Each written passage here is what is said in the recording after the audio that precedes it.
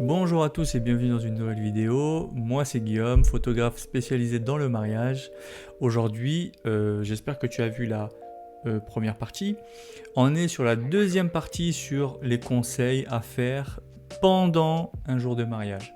La première partie c'était 7 conseils, 7-8 conseils. Bon, je sais pas encore, je l'ai pas encore monté la vidéo, mais en gros c'était des conseils, des tips à connaître avant de faire une journée de mariage en tant que photographe. Et aujourd'hui, on va parler de tips à faire le jour J. Et je ne l'ai pas dit dans la première vidéo, donc je rajoute un tips de la première vidéo. Il y a quelque chose que je fais aussi toujours avec les mariés, c'est de leur demander une liste des personnes qui sont importantes et qui doivent être prises en photo. Ça ne veut pas dire que les autres ne sont pas importantes. Ça veut tout simplement dire qu'il y a des personnes sur qui il va falloir mettre un peu plus l'accent. Et donc j'en viens justement par rapport à ce tips là, j'en viens à mon premier conseil de cette vidéo, soyez sociable le jour J. Je trouve qu'il est important que le photographe ne devienne pas le pote, mais devienne une sorte d'ami professionnel qui est là pour mettre à l'aise tous les invités. C'est très difficile pour des personnes de se retrouver face à un objectif, de sourire, d'être naturel, d'être soi-même, tout ça. C'est pas du tout évident. Moi le premier, je te le montre là. Voilà, on était parti faire une séance photo avec Ange au Japon. Ça a été un super moment, mais j'étais crispé, c'était terrible. Ange a l'habitude de passer devant mon objectif, donc Ange était à l'aise et du coup c'est elle qui m'a mis à l'aise durant ce moment. Le jour J, les gens sont habillés sur leur 31, donc déjà, même voire pour certains leur 38, parce que il y en a, ils sont pas habitués à s'habiller comme ça. Tu prends par exemple, des fois j'ai fait des mariages où dans la famille la plupart sont agriculteurs, mais ils sont habitués à mettre des blouses, se salir, être dans la boue, tout ça, et là on leur demande la belle chemise, le pneu pape, être hyper clean. C'est pas leur truc. Ça veut pas dire que c'est pas bien, mais c'est pas leur truc. En plus de ça, maintenant, toi tu débarques et tu veux faire des photos d'eux ou des portraits d'eux, c'est pas évident. Essayons en tant que photographe d'être un peu plus sociable avec eux pour réaliser des portraits qui soient un peu plus naturels. Moi j'ai un petit tips quand je vais prendre en photo par exemple les parents. Je précise, en fait, quand les mariés s'entendent bien avec leurs parents et que les parents sont très importants le jour J, je vais faire des portraits des personnes qui m'ont donné. Vraiment un portrait. C'est-à-dire je prends le temps d'aller prendre ces personnes-là et de leur faire un joli portrait. Si par exemple la personne est en couple, ben, je fais toujours une petite blague. Je vous donne encore un tips, tenez. Je les fais se regarder l'un et l'autre et je leur dis ça va, ils louchent pas trop, ça sent pas l'ail, j'espère qu'au buffet il n'y avait pas trop d'ail, tout ça. Enfin plein de petits trucs comme ça où ils vont se titiller, ils vont se chamailler pour oublier que le photographe les prend en photo. Donc je les fais rigoler, ça me permet d'avoir une ou deux photos d'eux. À un moment donné je lui dis monsieur est-ce que vous pouvez me regarder, et la mariée, son épouse, je lui dis de regarder, de continuer à regarder son mari. Ça me fait un petit portrait de lui où il va être un peu plus détendu, il va être un peu moins crispé, et après je fais l'inverse, je lui demande à elle de me regarder, lui il la regarde, ou il me regarde les deux, ça dépend. Mais en général, en essayant d'être un peu plus sociable avec eux, on se retrouve avec des belles photos naturelles. Deuxième tips, par rapport au questionnaire que j'ai cité dans la première vidéo, moi je le revois tout le temps. C'est-à-dire que les réponses au questionnaire que j'ai donné, je les ai notées sur mon carnet côté droit, et en fait je réouvre le carnet régulièrement pour revoir en fait la vision du couple. C'est important de toujours se recentrer sur qui est le couple. Donc c'est vraiment quelque chose que je vous conseille, pas forcément de faire des questionnaires au couple, mais essayez de comprendre qui ils sont et de vous recentrer sur ça. On a notre sensibilité, on a un peu notre orientation graphique, nos orientations même culturelles, hein, par rapport au mariage, tout ça. Ça prend souvent le dessus. Du coup, on a tendance à bien se centrer sur le couple et à un moment donné commencer à dévier sur notre approche, notre sensibilité, tout ça, et des fois un peu sortir de la vision du couple. Donc moi, pour me rediriger vers la vision du couple, et bien je recheck le carnet à chaque fois avec les choses importantes pour eux, qu'est-ce qu'ils font dans la vie, c'est quoi leur passion, qui sont importants, qui sont les personnes clés de la journée, ce genre de choses-là. Un tips justement pour ne pas trop s'égarer également et qui est hyper important, c'est de se reposer. Quand j'entends se reposer, je parle pas d'aller faire une demi-heure la sieste. En fait, entre par exemple la mairie et l'église, si par exemple le couple va à l'église, moi je prends toujours les devants. Il y a la sortie de la mairie, je fais les photos, c'est la fête, le couple parle avec les invités, ça discute tout ça. Je prends quelques photos de ce moment-là qui est très important. Des fois, je vais aller prendre un portrait des invités, je vais prendre les invités qui rigolent entre eux. Une fois que le moment commence à se calmer, parce que tout le monde commence à partir vers la mairie, eh bien, j'essaie de sentir juste avant ce moment, juste avant que les gens se calment. Juste avant que les gens se calment, moi je regarde les couples, je leur fais à tout à l'heure à tout à l'heure à l'église. En fait, ça me permet d'arriver 2-3 minutes avant. Il peut y avoir par exemple des photos de déco à faire dans l'église, et bien vu qu'il n'y a personne, c'est parfait, je fais ces photos-là. Et ça me permet juste avant d'entrer dans l'église ou juste avant même de sortir de la voiture, de me reposer 1 minute. Pendant 1 minute,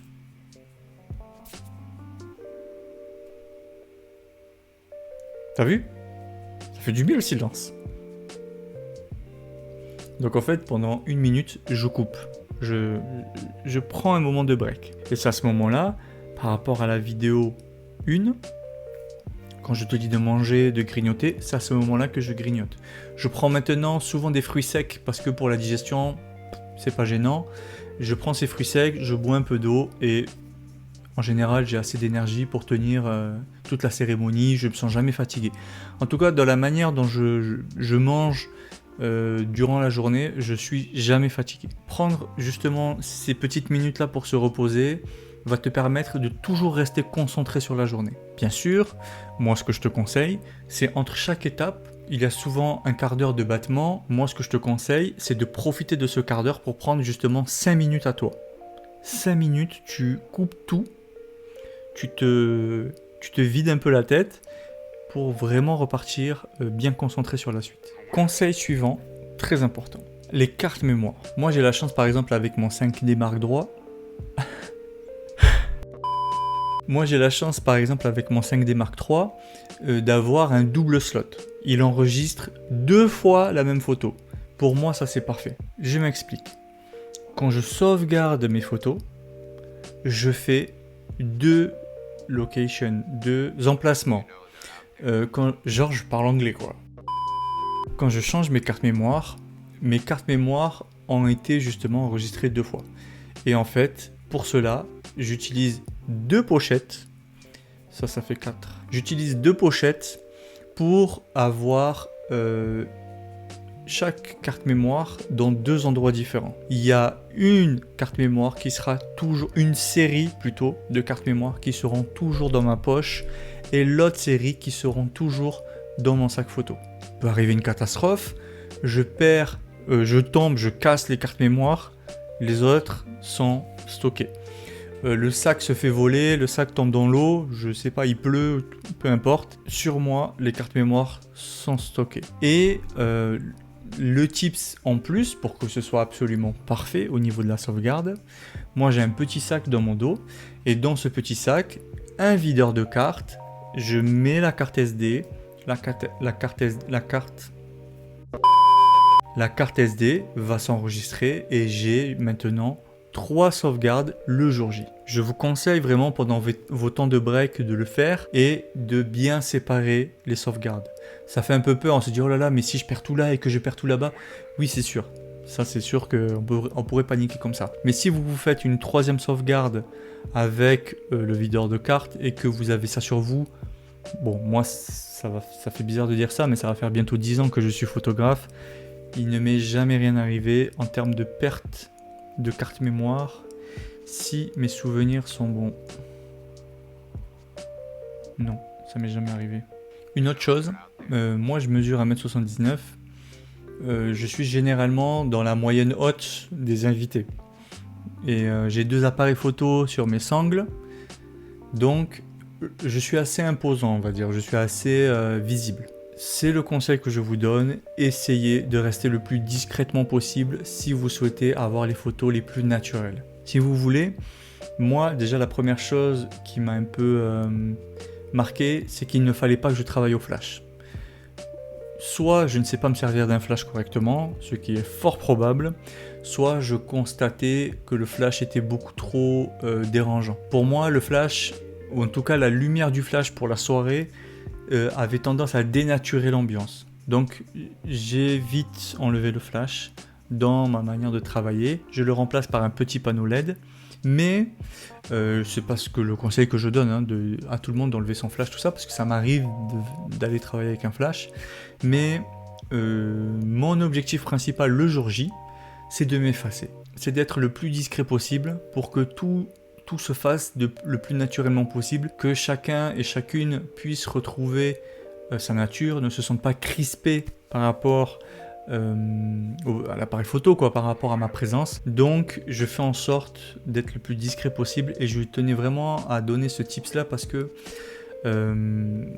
c'est quelque chose que des fois on a tendance un peu à oublier. On veut s'imposer, on veut trop demander au couple, on veut trop demander aux gens, et des fois ça dénature le moment. Moi je prends des portraits, je prends un petit moment posing quand je sens que la mariée ou le marié est vraiment à l'aise.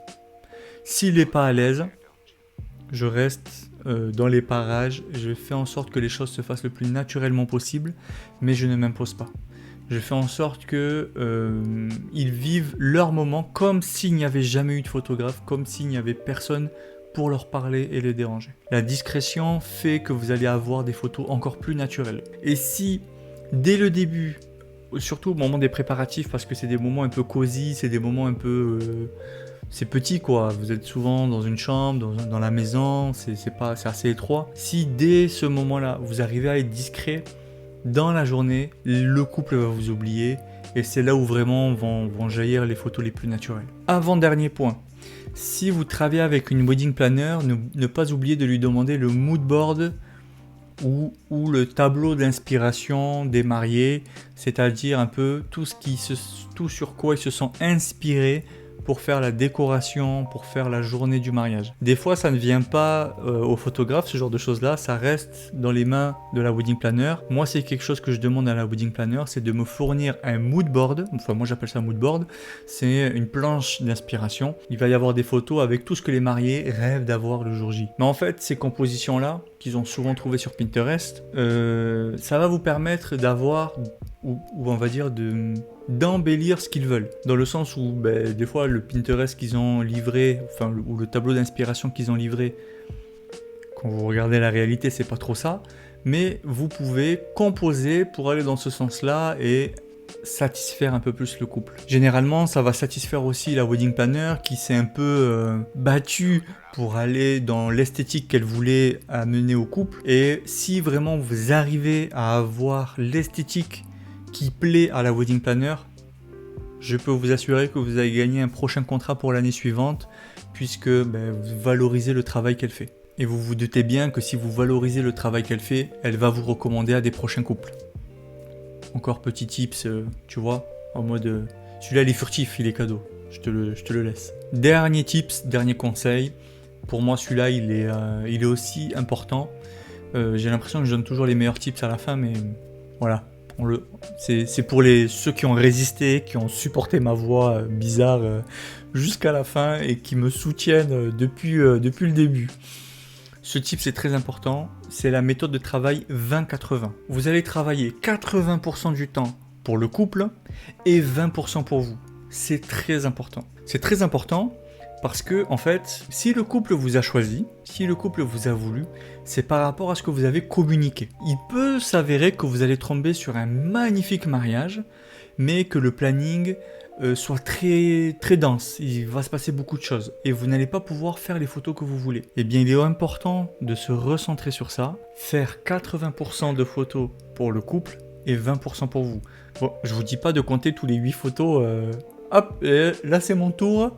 Maintenant, attendez, je vais faire 2 photos, je reviens. On parle pas de faire des choses comme ça, mais de garder en tête que derrière, votre communication est en jeu. Si vous n'avez pas les moyens d'aller faire des shootings inspiration, il va falloir profiter du mariage pour faire les photos dont vous avez besoin. Que ce soit des photos de détail, des photos du lieu, des photos qui peuvent par exemple valoriser ce que vous aimez, vos valeurs dans le mariage. Ça peut être aussi des photos que la wedding planner peut vous demander et qu'il est important de faire parce que ça va être un travail d'échange avec vous et qui va vous apporter du travail en plus puisque la wedding planner va derrière vous recommander, comme je le disais avant. Cette méthode 20-80, aujourd'hui je travaille comme ça, c'est-à-dire que quand je vois une approche esthétique, je vais documenter, mais derrière je vais aller chercher la photo qui me ressemble, la photo qui me parle, parce que, il ne faut pas l'oublier, le couple vous a choisi pour ça, puisque les photos qu'il a vues, c'est les photos que vous avez montrées. Moi maintenant, je montre le minimum sur mon site internet, et cela pousse le couple à me contacter pour voir plus de photos. Et ça c'est une très bonne chose, puisque ceux qu'ils ont vu, ils ont eu des paillettes, ils en ont eu plein les yeux. Et là, je vais leur montrer par exemple 1 ou 2 galeries complètes. Ça va leur permettre de voir l'ensemble du travail. Mais la réalité fait que sur mon site internet, sur les réseaux sociaux, je ne montre que les fameux 20%. Pensez-y pour votre prochain mariage. C'était tout pour cette vidéo. J'espère qu'elle te sera utile, qu'elle te permettra d'avancer ou de progresser dans le mariage, ou même si ça peut être utile pour d'autres types de shooting, j'en suis ravi. N'hésite pas à me le dire en commentaire, n'hésite pas même à mettre en commentaire des tips que tu donnerais à des collègues, parce que c'est un peu le but aussi, hein, c'est qu'on puisse échanger, c'est pas ma vidéo à moi, non, c'est un échange. N'hésitez pas à mettre en commentaire vos tips, s'il y a des choses que je n'ai pas citées. Et d'ici là, sortez, allez faire des photos et prenez soin de vos clients. À bientôt.